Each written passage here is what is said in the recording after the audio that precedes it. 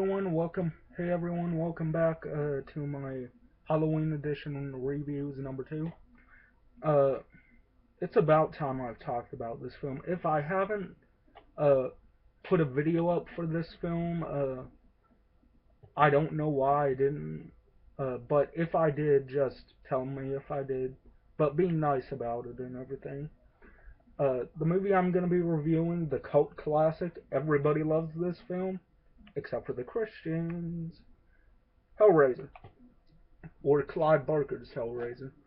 Um, this is the 20th anniversary edition, so this came out in 1987. Nope, not 1987. Uh, anyways, the year on it says for the DVD 2007, and I'm trying to find the date here.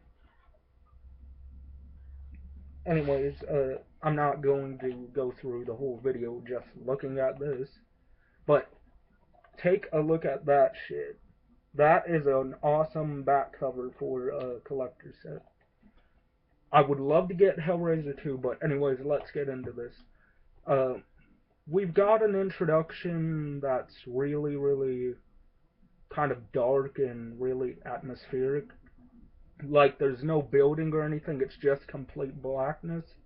And right in the middle of the room, a guy is playing with the lament configuration. Hopefully I pronounced that right. Um, and he pushes the main button, the button right there. It's a reflective case, I know. But he pushes that button and all hell breaks loose. He gets chained. He gets his skin ripped off um, by what they call the Cenobites. But I call them Cenobites, so everybody has a preference on how to say that. I call them Cenobites. And Pinhead, yeah, Pinhead is in the movie. He's in it for a lot of the movie, but he doesn't start coming in to play until Frank. That's the name of our antagonist.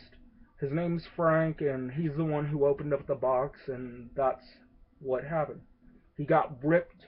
He got his skin ripped off, and you just hear the horrible scream. Ah! Yeah, my scream was terrible. Uh, anyways, sore throat or not, I'm gonna continue with these videos.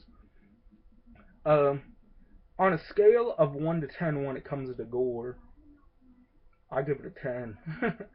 This was the first real gory film I ever saw. I saw Friday the 13th Part 3 before I saw this. And my grandma was always like, "No, don't watch that movie. It's for adults. It's for adults." And I'm a kid, so what do? I put it in the VCR, and I'm like, "This ain't for adults. This is a scary movie, but I like it." And I'm just like, a little kid, couldn't have been no more than about 7 or 8. I love this movie. And what else can I say about a film everybody's seen?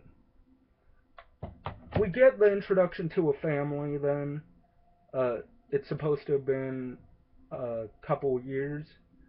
And we got Andrew Robinson playing a nice guy, so that's cool. We've got Kirsty, who's played by Ashley Lawrence. This is her first movie, people, and it even says on the back, introducing Ashley Lawrence. I will review some of the other Hellraiser films, like I'll be watching them online. Then I'll give you like my perspective on how the series failed after the fifth one. The last great Hellraiser film I can think of is Bloodline. But anyways, we get an introduction to the father's girlfriend, and she cheated on him a couple years ago, back when Frank was still alive. She loved Frank. She didn't love the father. So what ends up happening is when they're moving the bed in a mattress to put it upstairs, Andrew Robinson gets a cut right on the middle of his finger, well, thumb, and blood, little drops of blood start going into the floor, and then that's how Frank gets reawakened. And I'm just like, this was back when movies were good. Horror movies especially. 80s, 90s, and early 2000s. Those are the ones I like the most. But every now and then I pop in Cabin Fever 2, Cabin Fever 1, Stephen King's It, that came out in the 90s. It's a damn awesome film if you haven't seen it. Really creepy too. But I'll give you the list of Cenobites in here. We've got, of course, Pinhead. We've got Shatterer, who's, I can't really show you because my mask is on, but he goes like, with his mouth. Like, his look, he's got chains wrapped around his face on both sides, so it's squeezing into his skin. He's got no eyes, but he'll get you. Then we get one Cenobite called Butterball. That demon's really cool. And then we got the demon of Frank. Frank is a demon. He's not a human being, but he can still die by Pinhead's hands. Or chains, if you want to call them that. So Frank orders Julia to bring him victims, so his skin will reform. And so she brings them up the stairs. The guys think they're gonna get lucky with this chick, and instead gets a sledgehammer hit into him, like a mini sledgehammer, not one of those giant ones where you have to go like. But these films are notorious for their gore, but it seemed the more the series went on, it became less gory and less plot driven. Don't get me wrong, I liked Hellraiser, Hellworld. The stuff they had in it I thought was pretty cool, but it spoils the ending for you right in the blink of one scene. Lance Henriksen's in it too. Henriksen. Sorry if I'm pronouncing your name wrong, man. The guy who played in Pumpkinhead. And ironically enough, Andrew Robinson would play in Pumpkinhead too. So I think that's really cool. And they're just murdering these people. And somehow or another, his skin actually does grow back. But he wants more victims, like more and more and more.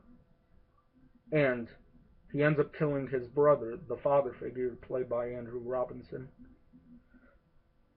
It doesn't show it, but you get the feeling that, oh, that's not the father anymore, that's Frank. And pretty much Frank, what he wants to do with Kirsty, he pretty much wants to rape her. And the skin part where he's pointing at his cheek to make sure the skin is well on there, so nobody notices him. Andrew Robinson's performance in this one, both as the good guy, the dad, and the bad guy, Frank, I think that's a really kick-ass thing to do. First you're a nice guy, then you end up turning into a demon, all hell breaks loose, and I don't even have my cookies to eat. But this film, so fucking amazing, so amazingly awesome, and this was back when effects were still good.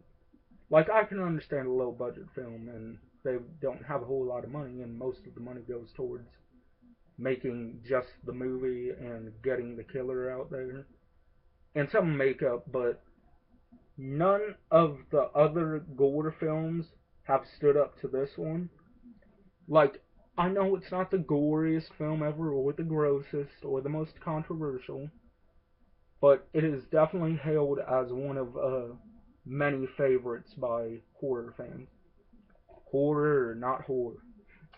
But anyways, I guess I'll show off the disc as well because I think it's a cool disc. The Lament configuration. Back when they sold toys of Hellraiser, well, used to, I don't know if they're still selling those type of toys, but if they are, I'd like to get my hands on a couple. Maybe all six Cenobites from Series 1, Series 2, and Series 3. Each series comes with a different look for the figures. And Series 1 is from Hellraiser 1. It contains all the Cenobites. Uh, I'll give this away. Julia ends up dying from the Cenobites. I think they end up killing her right on the bed. And that leads him to the second one, which I'm not going to spoil the ending, but it is a kick-ass ending. And Julia, I'd say she deserved to die. I never actually wish death on anybody, so don't think that, but movie talk wise, I think she deserved it. Hell, you screwed over Andrew Robinson. How far can you go from that? Uh, anyways, what case do I prefer? This case or the original case where he's holding up the lament configuration like this and he's kind of smiling? Smiling a little bit. It's a way better cover than Hellraiser Revelations, which I think that was one of the worst Hellraisers I've seen. Doug Bradley didn't even come back, so you know it's got to be horrible for the main guy who played Pinhead out of all the films finally just says, no, I'm not doing this one. And it was made over a matter of 2 weeks. What fucking movie does that? You need at least, I'd say about a couple years, give or take one or two, and make the movie, put it into marketing, and then you gotta think, oh, will we be able to put it in theaters? I could not see this movie even coming to theaters. Hellraiser Revelations, not this one. This one's a fucking classic. My favorite one is part 2, though. The Doctor is in. But what else can I say? The Cenobites looked cool, and they got better looking Cenobites the more the series rolled on. Like the Doctor, I forget his name because I haven't seen part 2 in forever. But the Doctor pretty much has a huge thing popping out of his head, and I think it has an eye on it, I'm not quite sure. And he ends up going to town on the patients in the asylum, but that conversation's for a later date. So, anyways, what do I rate Hellraiser? I give it a solid 10 out of 10. Because this was back when movies were good. I grew up in the 90s, and all I watched were 80s horror movies and the 90s horror movies. Yeah, I watched some from 2000, 2001, but they don't even come close to this good of a film. It's not my favorite film of all time, but I'll give you a shout out, man.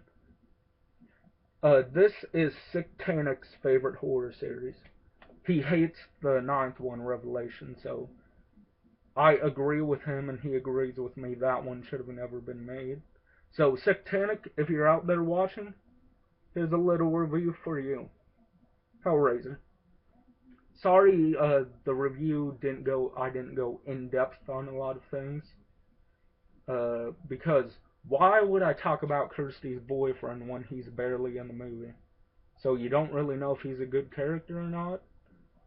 Like, in my eyes, he wasn't in the film that long, but gets a solid 10 out of 10 for me. And I will review Hellraiser Revelations and Hellraiser Hellworld. Well, Hellworld was the last good one. Hellseeker, that can go suck a dick.